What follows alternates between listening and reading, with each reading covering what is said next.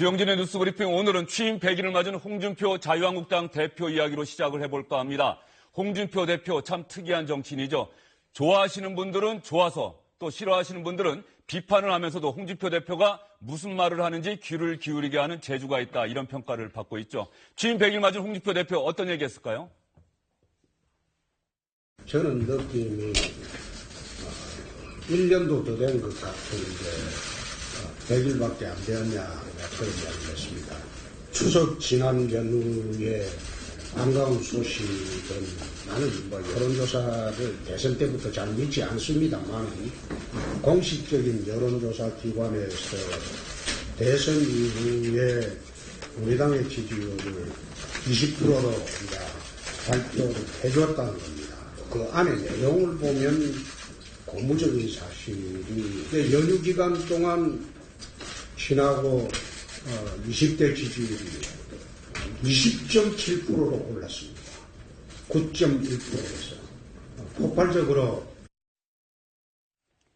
취임 100일 동안 자신이 열심히 해서 자유한국당 지지율이 올랐다, 이런 얘기를 하고 싶어 했던 것 같습니다. 이상일 전 국회의원, 윤태곤 더모아 정치분석실장, SBS 정치부의 이한석 기자, 이렇게 세 분 나와 계십니다. 어서 오십시오. 안녕하세요.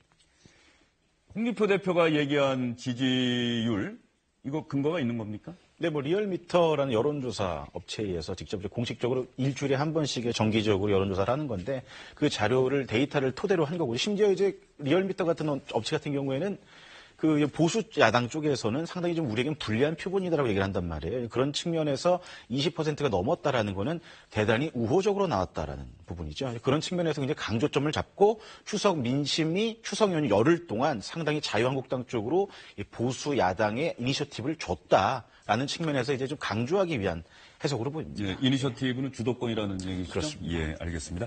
이상일 의원도 이 여론조사 결과 보셨어요? 트렌드로 보면 자유한국당이 약간은 오르는 추세가 아닌가 싶습니다. 그런데 리얼미터와 또 한국갤럽 조사는 소위 말해서 절대적인 지지율로는 좀 차이가 납니다. 늘. 갤럽은 좀 작게 나오고 리얼미터는 좀 많이 나오는 이런 형국인데요. 다른 정당, 다른 야당에 대한 조사도 비슷합니다. 그런데 중요한 거는 한 조사기관의 이 트렌드를 쭉 봐야 되는데, 비록 오차 범위 내에 있지만 약간 오름세에 있었다. 그거는 제가 보기에는 지금 인사가 아직도 안 된 부분이 있지만은 문재인 대통령 인사에 몇 가지 실패 사례가 있었고, 국민의 기대에 못 미친 점이 있었고, 또 보훈 인사, 코드 인사 지적을 받은 점이 있고요. 또 북한 핵 문제, 미사일 문제와 관련해서 외교안보팀의 혼선, 또 그로 인한 국민의 불안감, 이런 것들이 있었고, 경제와 관련해서 문재인 대통령이 일자리 대통령을 내세우면서 일자리 창출을 강조하고 계시지만 국민이 체감하는 그런 성과는 지금 없는 이런 상황들이 좀 반영된 거 아닌가. 그래서 제일 덩치가 큰 제1야당인 자유한국당의 보수층의 지지가 약간 결집되는 그런 흐름인 것 같습니다. 취임 100일 맞은 홍준표 대표, 조금 전에 주요 뉴스에서도 여러분께 전해드렸습니다만, 가장 강조한 대목은 다음 달로 예정된 바른정당의 전당대회 전에 보수 대통합을 해야 한다. 이것이 추석 민심이다. 이런 이야기를 했습니다. 상당히 야권, 보수 진영의 파문을 일으킬 수 있는 발언인데요. 보수 대통합과 관련해서 홍준표 대표가 정확하게 뭐라고 얘기했는지 여러분 한번 직접 들어보시죠. 이번 연휴 기간 중에 민심 중에서 보수 대통합을 하라. 통합의 형식에 구애되지 말고 보수 대통합에 적극적으로 나서달라는 주문들이 많았습니다. 바른정당 전당대회를 하게 되면 오차가가 됩니다. 오차가 되기 전에, 전당대회 전에 형식에 구애되지 말고 보수 대통합을 할 수 있는 길을 사무총장이 중심이 돼서 공식적으로 시작을 해 주시기 바랍니다. 어쨌든 간에 바른정당에서는 상당히 시끄러질 수 있는 그런 주제를 홍준표 대표가 던졌어요. 그런 면에서 보면 상당히 정치적으로는 탁월한 감각이 있다, 이런 얘기를 할 수도 있을 것 같은데 어떻게 보십니까? 지지율 상승했다라고 말한 거하고 이걸 엮어서 보셔야 될 것 같아요. 이상일 의원님 지적하셨지만은 문 대통령이라든지 민주당이 반대하는 여론을 상존하는 거죠. 문 대통령 지지율 기준으로 하면은 여론조사 기간마다 다릅니다만 60% 후반대, 민주당 지지율 기준으로 하면 50% 초반대거든요. 그럼 당으로 치면 한 절반 가까이고 대통령 반대로 치면 한 30몇 % 이게 되는 거 아닙니까? 그럼 왜 이게 국민의당이나 바른정당으로 가지 않고 자유한국당이 반사 이익을 보느냐. 제가 생각할 때 자유한국당이 특별히 정책적 대안을 내세우거나 새로운 좋은 인물을 끌어들이거나 당의 시스템을 개혁한 건 없어요. 근데 홍준표 대표가 100일 동안 계속 하려고 했던 것은 1대1 구도. 그러니까 청와대 이제 여러 당들이 초청해도 나는 안 간다. 우리는 이제 정부하고 맞설 곳은 우리밖에 없다. 이 이미지 구축에는 상당히 어느 정도 성공을 하고 있다. 이 여세를 몰아가지고 홍 대표 생각에는 지금 우리가 정책적인 대안 이거보다 여기에서 1대1 구도를 더 강화시키는 게 맞다라고 볼 것이고 저는 홍 대표 입장에서라면 그게 좀 괜찮은 전략일 수 있다고 봐요. 그렇다면은 지금은 정부 때리기 플러스 바른정당 때리기로 가는 게 맞겠죠. 예. 어쨌든 간에 홍준표 대표 취임 100일 맞은 오늘도 화면에서 보시는 것처럼 붉은색 넥타이 메고 나왔습니다. 그렇다고 한다면 여기서 중요한 것은 바른정당이 어떤 반응을 보이느냐 하는 부분인데 유승민 의원 다음 달 전당대회 때 대표 경선에 나서겠다고 이미 선언을 했습니다. 유승민 의원에게 기자들이 이렇게 질문했죠. 홍준표 대표가 보수 대통합 이야기했는데 유승민 의원 생각은 어떠냐? 그랬더니 유승민 의원이 홍준표 대표를 영감님이다 이렇게 불렀습니다. 저희들은 저희들 계획대로 전당대회 해서 당 지도부 새로 뽑고 저희들 길을 갑니다. 홍준표 대표가 자유한국당 대표로서 자기 당 지지도 올릴 생각이나 하지 자꾸 남의 전당대회를 이렇게 방해하는 이런 행위는 별로 이렇게 저희들로서는 받아들이기 힘들고요. 영감님은 자유한국당 지지도나 신경 쓰시라고 그렇게 말하고 싶네요. 우리 바른정당 식구들은 우리 바른정당 운명을 같이 개척해 나가야 될 의무가 있다고 생각합니다. 그래서 그런 개별적인 어떤 탈당과 자유한국당 입당, 그거는 최대한 막아보려고 설득하고 있는 중이고. 이상 의원은 유승민 의원 잘 아시잖아요. 네. 상당히 화가 많이 난 거죠? 그렇습니다. 홍준표 대표를 겨냥해서 영감님이라는 표현을 썼는데 홍준표 대표가 대선 기간 동안에 말씀을 하셨는데 본인의 장인어른을 겨냥해서 영감탱이라는 표현을 썼잖아요. 예, 기억납니다. 그거를 은근히 의식해서 지적을 하면서 영감님이라는 표현을 쓴 것 같기도 하고 또 홍준표 대표는 검사 출신이기 때문에 과거에는 영감님 그런 이야기를 많이 들었기 때문에 약간 비아냥이 섞인 그런 말씀을 하면서 본인의 기분을 표출한 거고 홍준표 대표로서는 바른정당을 흔들어서 자유한국당 중심으로 이 소위 세를 확산시키겠다는 의도로 오늘 이야기를 한 것 같지만 11월 13일 바른정당 전당대회가 예정되어 있는 상황에서 지금 홍준표 대표가 저렇게 흔들기를 하는 거는 소위 정도는 아니라고 생각합니다. 그래서 유승민 지금 의원이 그런 지적을 한 것 같고 지금 문제는 그럼에도 불구하고 오늘 오후에 바른정당 내에 삼선 의원 그러니까 자유한국당과 그냥 무작정 통합을 하자는 분들이 또 모인단 말이죠. 자유한국당 바른정당과 자유한국당의 삼선 의원들. 네네 그렇습니다. 그 인물들 보니까는 김무성 바른정당 왔다가 다시 자유한국당으로 돌아간 12분. 김성태 의원이나 네. 권성동 의원도 포함되어 있는 것 같아요. 네, 그렇습니다. 그분들하고 지금 바른정당 내에서 그냥 통합하자 내년 지방선거가 있는데 지금 이렇게 분열돼서는 선거 못 이기니 바른정당을 그대로 유지하지 말고 들어가자 이런 이야기인데 오늘 유승민 의원이 그랬습니다. 자유한국당이 아무것도 바뀌질 않았고 또 국민에게 희망을 아직 주지 못하고 있는데 우리가 그대로 기어 들어갈 수는 없다 이런 표현을 썼단 말이에요. 그러니까 유승민 의원은 자강론을 이야기해서 아무리 어려워도 원칙과 소신과 가치를 지켜보겠다 이런 쪽이고요. 지금 김무성 의원과 가까운 분들, 그 삼선 의원들 중에 많이 계신데 그분들은 일단 통합을 먼저 해보자 이런 입장인데 지금 홍준표 대표는 그 소위 말해서 사이의 간격을 넓히려고 하고 있는 거죠. 그래서 바른정당이 상당히 위기인데 바른정당이 11월 13일 전당대회를 그걸 계기로 유승민 아마 의원이 대표가 되시겠지만 어떤 리더십과 정치력을 발휘해서 바른정당을 제대로 이끌어갈지는 지켜봐야 되겠어요. 그런데 그 전에 몇 번 의원들이 자유한국당으로 입당할 가능성도 배제할 수는 없겠다. 그래서 바른정당은 상당히 위기 상황이다 이런 생각이 듭니다. 그런 거 보면 말이죠, 윤태곤 시장. 정치가 상당히 비정한 것 같아요. 보수 대개혁의 뜻을 같이 하고 보수 대개혁, 새로운 보수 이렇게 기치를 내걸고 함께 당을 만들었는데 이제 우리는 현실적으로 어려우니까 다시 자유한국당으로 돌아갈래. 유승민 의원만 좀 외롭게 되는 것 아닌가 하는 생각도 좀 듭니다. 그렇죠. 근데 이게 지난 대선 기간부터 해서 하면 벌써 지금 10월이니까 이 당이 창당한 지도 꽤 됐거든요, 시간이. 사실상 그동안에 뭔가를 좀 보여주지 못한 점도 있는 것 같아요. 자유한국당의 문제점도 있지만 바른정당 내부의 문제점도 있고 또 제가 또 한 가지 지적하고 싶은 것은 이게 지금 적폐청산 드라이브를 엮고해서 걸지 않습니까? 이것도 결국은 바른정당에는 되게 불리하게 작용할 가능성이 높습니다. 아까 제가 말씀드렸던 뭐 1대1 양자 구도에 대한 것을 조금 더 고착화시키는 쪽으로 간다면은 자유한국당이 적폐청산 드라이브 때문에 어려움을 겪더라도 어찌됐든 간에 이미지가 민주당과 현 정부의 대척점에 있는 제일 큰 세력으로 비치게 되면은 바른정당은 점점 위상이 줄어드는 거죠. 예.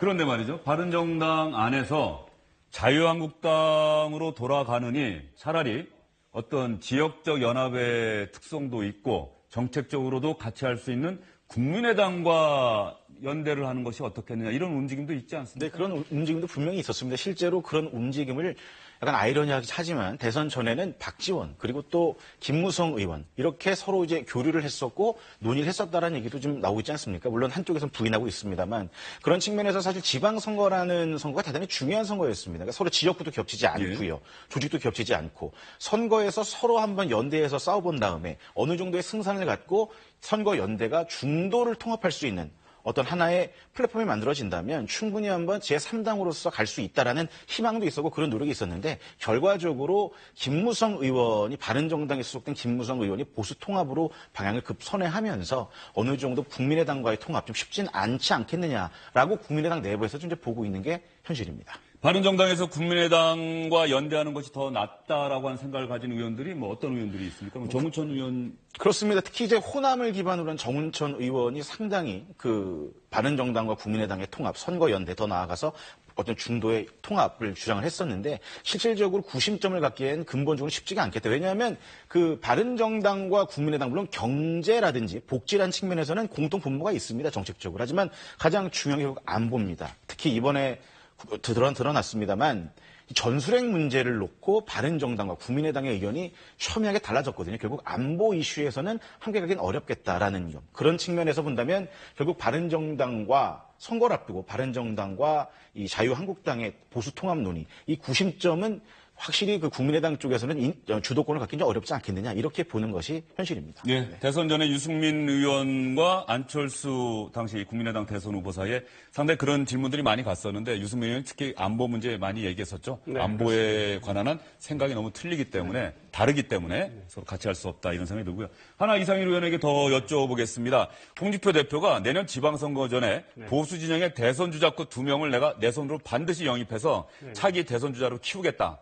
이 얘기를 했는데 혹시 누구 얘기한 걸까요? 글쎄요, 뭐 아직 여쭤보지를 못했는데 상당히 관심을 끌만한 말씀은 하신 거예요. 2-3명을 영입을 해서 내놓겠다. 게다가 지금 자유한국당 소속으로 광역단체장을 맡고 있는 6분이 계신데 그 6개 소위 지역을 다 지키겠다. 그걸 못 지키면 나는 물러나겠다. 이런 이야기까지 했는데요. 홍준표 대표가 사실은 말씀으로는 뻥을 상당히 치시는 분인데 좀 지켜봐야 되겠는데요.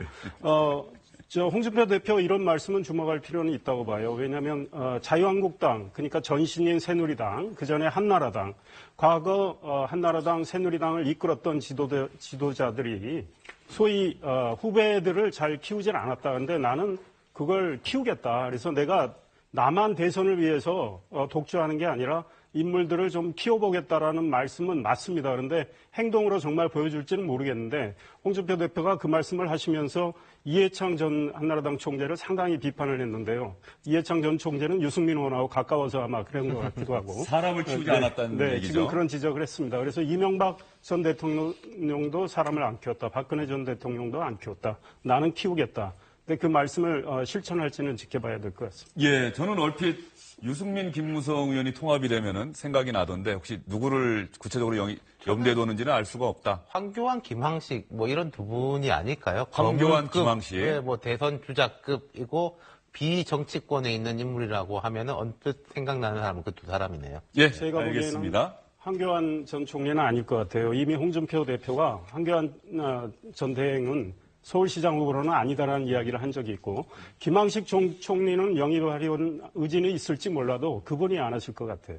예, 알겠습니다. 과연 어느 분의 말이 맞을지 한번 좀 더 시간을 두고 지켜보도록 하겠습니다. 지방선거 얘기가 나왔으니까 아예 지방선거 얘기를 할게요. 특히 사람 이야기를 한번 해보도록 하겠습니다. 국민의당에서 지방선거 관련해서 벌써부터 이런저런 얘기들이 많이 나오고 있는데 이 얘기를 앞장서서 제기한 사람이 바로 박지원 전 국민의당 대표입니다. 국민의당 대표가 지방선거에 나도 전남지사에 출마할 생각이 있다. 그러니 다른 대선 주자급 인사들도 광역단체장 선거에 나서야 한다. 이런 얘기를 했습니다. 박지원 전 대표와 주영진의 뉴스브리핑이 직접 전화통화해봤습니다. 우리가 청명해지거나 고군해지거나 우리 당이 위기다. 그런다 하면은 내년 지방선거 승리를 위해서는 최소한 안철수, 손학규, 천정배, 정동영, 박지원 이런 당대표, 대통령 후보급들이 전면에 나서자 당을 위해서 불을 지펴보았다. 그리고 순풍 불고 잘할 때야 누구든지 할 수 있지만은 태풍 불고 어려울 때 한번 당을 위해서 이 5사람이 나서자. 그런 차원으로. 손학규 대표 같은 경우는 어떨까요? 제가 두 번 예. 만나봤는데 지금 미국 가 있는데 그렇게 나쁘지 않아요. 안철수 대표는요? 안철수 대표는 아직까지 그렇게 뭐 뚜렷한 얘기는 하지 않고 예. 서울시장의 생각도 할 수 있는 거고 지금 그러한 얘기를 하는 것은 바람직하지 않고 또 그러한 말을 꺼내는 순간 우리가 주장했던 다당제, 국민의당이 존폐 이기가 있기 때문에 나가야죠, 그대로. 그럼 현역 의원들이 대거 출마를 해버리면 또 국회 의석수가 많이 없어질 수도 있잖아. 그래도 괜찮아요. 또 재보궐선거에서 이기면 되는 거죠. 그리고 예. 우리는 이번 지방선거에 존폐 위기가 달려있잖아요. 그래서 내가 청명해주거나 고구해주거나 마찬가지다. 그러니까 당대표급 대선 주자들이 나서자 하는 그런 당이론적 얘기를 하는 거예요. 박지원 전 대표 개인 생각이다라고 하는 것을 본인도 전제하고 얘기를 하고는 있는데 국민의당에서 일단 박지원 전 대표가 이런 얘기하니까 어떤 반응들이 나오고 있습니까? 그 국민의당 내에서 박지원 대표의 존재감은 뭐 상상을 초월합니다. 사실상 이 페이스북이라든지 아니면 뭐 언론 인터뷰를 통해서 어떤 발언, 새로운 발언들, 의미 있는 발언들, 국민의당 의원들 원내할 것 없이 굉장히 주목해서 듣고 있습니다. 이런 겁니다.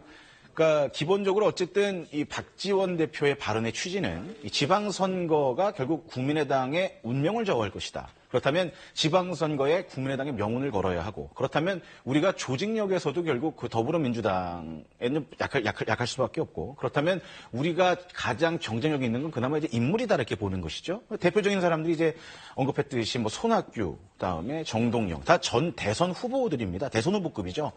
이번 지방선거 때 뭐 현역 의원이건 아니걸 떠나서 최고의 스타성 있는 인물들을 조기에 배치해서 일단 여론몰이에 들어가지 않으면 더불어민주당과의 호남을 놓고 경쟁 쉽지 않다라고 보는 겁니다. 그래서 사실 손학규 전 대표는 그러면 박지원 전 대표 생각은 서울시장, 안철수 대표가 부산시장, 천정배 의원이 광주시장, 경기지사. 그다음에 경기지사요?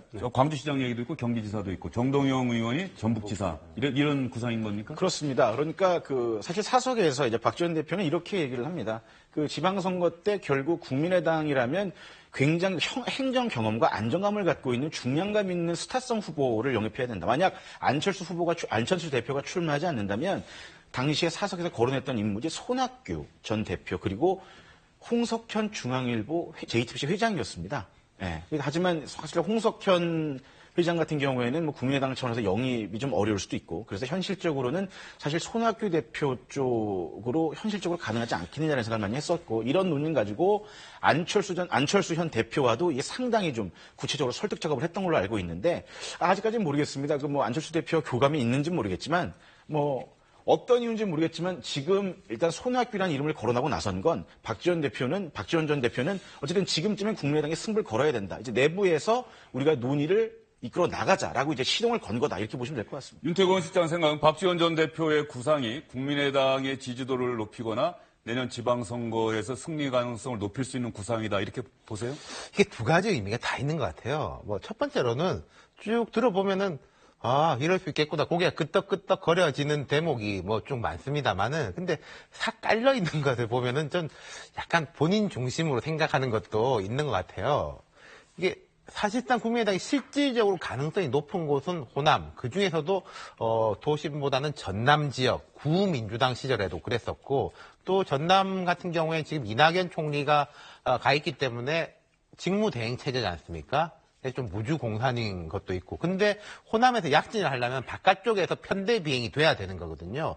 우리가 이제 2000년 초반에 그 지방선거 때 민주당, 구민주당, 열린우리당과 경쟁하던 민주당이 호남을 싹쓸이한 적이 있습니다만 그때로 되돌아가서 보면은 박주선 국회 부의장이 원래 광주시장에 생각이 있었다가 서울로 출마를 했어요. 최종적으로 득표율은 한 8% 정도밖에 안 됐는데 서울에서 나가가지고 계속 이제 중앙의 이제 여론이라든지 언론의 주목을 받아주면서 뉴스에 계속 그렇죠. 나가니까요. 호남을 이제 끌어올린 면이 있었거든요. 박지원 대표의 말씀에서는 그런 기대 효과까지도 좀 깔고 보는 것 같아요.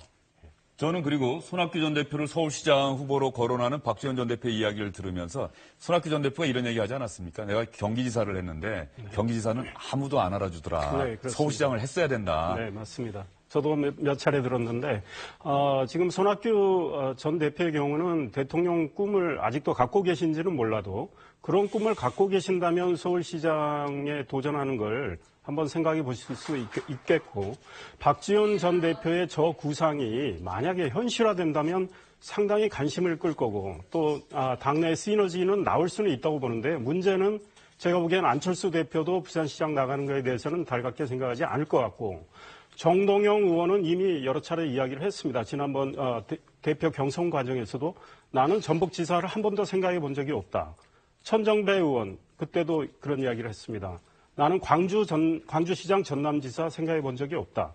다만 경기지사의 경우 본인이 예전에 관심을 가졌고 그래서 당에서 사람이 없다면 심청이의 심정으로 경기지사는 생각해 볼 수 있겠다 이런 이야기를 해서 아직은 다 미온적이에요. 그러니까 박지원 전 대표만 전남지사에 적극적이고 다른 분들은 지금 다 소극적이기 때문에 저 구상이 실현이 과연 될까 이런 생각이 듭니다. 예.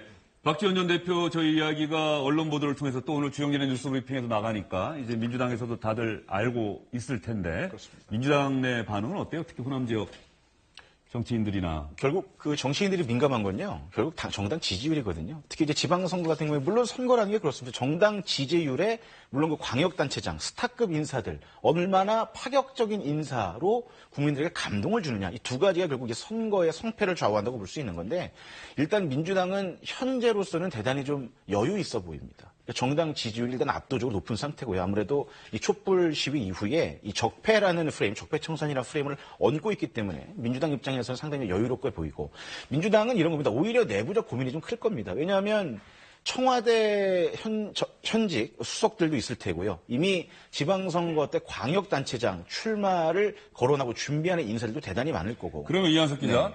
민주당에서 거론되고 있는 광역단체장 후보들 어떤 사람들이 있는지 주요 광역단체별 한번 얘기를 해주실까요? 서울시장 같은 경우는 어떤 분들이 거론되고 있습니까? 일단 이 추미애 대표도 이제 상당히 서울시장 쪽에는 관심이 좀 있는 걸로 알고 있고요. 그다음에 임종석 청와대 비서실장도 뭐 공개적으로 좀 발언하고 있지는 않지만 당 내부적으로는 가장 강력한 카드가 아니겠는가 이렇게 조심스럽게 보고 있는 겁니다.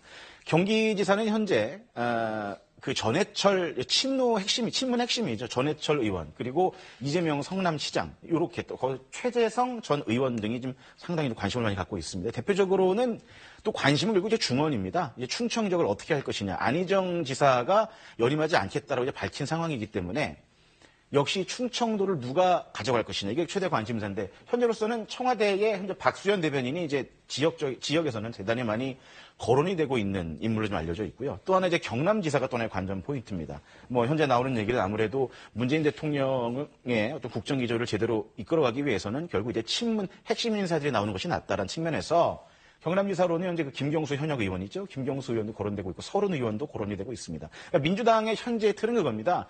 최대의 흥행을 일으키기 위해서는 토너먼트제로 이끌어가야 한다. 스타급 인사들을 각 광역단체에 배치를 해놓고 경선을 통해서 이미 우리는 경선부터 흥행을 이끌어가겠다. 굉장히 자신만만합니다. 영남 지역을 제외한 대부분의 지역을 석권하겠다라는 자신감도 충만히 있는 상황이기 때문에 일단 현재로서는 여당보다는 야당의 고민이 상당히 클 겁니다. 네, 알겠습니다. 여러분과 이야기 나눠보니까 내일부터 정기국회 국정감사가 시작이 되는데요. 정치권의 시선은 올 정기국회 내년도 예산안 통과, 물론 여기에도 가 있지만 보다 근원적으로는 벌써 내년 6월로 예정된 지방선거로 가 있지 않나 이런 생각이 듭니다. 다음 소식은요. 역시 마찬가지로 사람 소식입니다. 김희수 헌법재판소장 권한 대행. 청와대가 김희수 권한대행 체제를 당분간 유지하겠다는 뜻을 밝히자 야당에서 발끈하고 나섰죠. 왜냐하면 국회에서 헌법재판소장 임명 동의안이 부결됐는데 부결된 사람을 어떻게 계속해서 헌법재판소장의 권한을 대행할 수 있도록 하겠느냐. 이것이 야당의 논리입니다. 지난 9월 18일 헌법재판소는 재판관 간담회에서 재판관 전원이 김희수 재판관의 권한대행직 계속 수행에 동의했습니다. 이에 청와대는 김희수 헌재소장 대행 체제를 유지하기로 하였습니다. 김희수 헌재소장에 대해서 헌재소장 권한대행 체제를 유지하겠다고 하는 것은 국회 무시를 넘어서 우리 국민에 대한 도전이라는 점을 분명히 합니다. 문재인 대통령은 일찍이 헌재소장 대행 체제가 너무 장기화돼 오래된다고 했고 더불어민주당 또한 헌재소장 공백의 부끄러운 상황을 방치해서는 안 된다고 하면서 대행 체제를 조기에 끝내자고 인준한 상정에 매달리던 때가 언제입니까? 헌법에는 대통령은 헌재소장을 지명을 해서 국회 인준 요청을 하도록 되어 있는데 그것을 거부하면 그것이 바로 직무유기이고 헌법 위반입니다. 어제 청와대가 김희수 헌재소장 권한대행 체제로 가겠다고 밝힌 것은 정면으로 헌법을 부정하고 국회를 부정하는.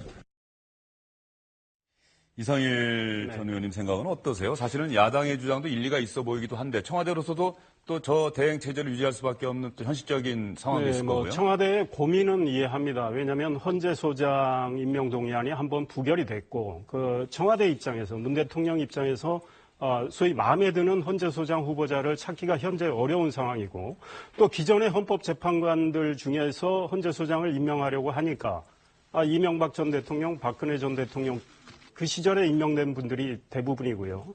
그다음에 강일원 그 헌재재판관 이분의 경우는 국회가 여야 협의로 재판관이 된 분인데 이분의 경우 임기 역시 김희수 지금 현 재판관이죠. 김희수 재판관처럼 내년 9월까지란 말이에요. 그러니까 새로운 분을 소장으로 임명하기가 상당히 어려운 문제가 있어요. 국회 관문을 통과할 가능성이 쉽지 않겠다. 이런 고민은 있는데 그렇다고 해서 편한 길로 저렇게 편법적으로 가는 것은 저는 옳지 않다고 생각합니다.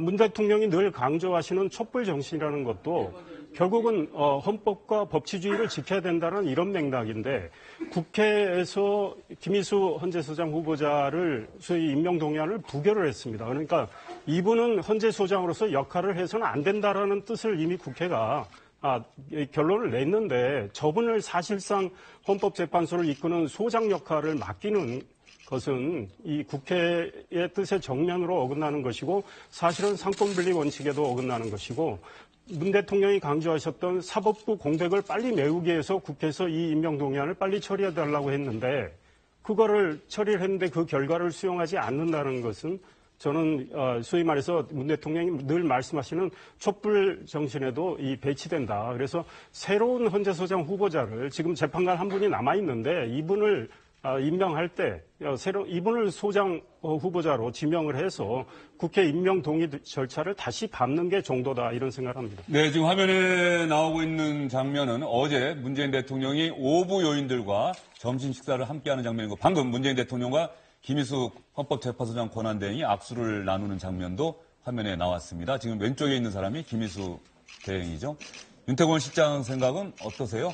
저는 이 부분에 대해서는 이상일 의원님과 좀 비슷합니다. 지금 얘기도 끊지 않으면은, 자, 김희수 대행 체제로 가면 내년 9월이 되면 또 똑같은 상황이 발생할 거예요. 뭐 이제 대행으로 가냐 아니냐. 물론 입법적으로 지금 미비한 건 있죠. 헌법재판소장의 임기는 6년인데 재판관의 임기도 6년이 돼가지고 대법원장은 대법관하고 아예 따로 돼 있는 게 이게 애매하기 때문에 입법적으로 빨리 해결해달라. 이건 맞고 국회의 책무가 맞습니다만은 지금 상황에서 이렇게 해버리면 내년에 또 이 일이 발생할 것 같고, 그리고 저는 아까 청와대 대변인의 브리핑이 조금 못마땅한 게 있는데요. 예, 어떤 부분이요?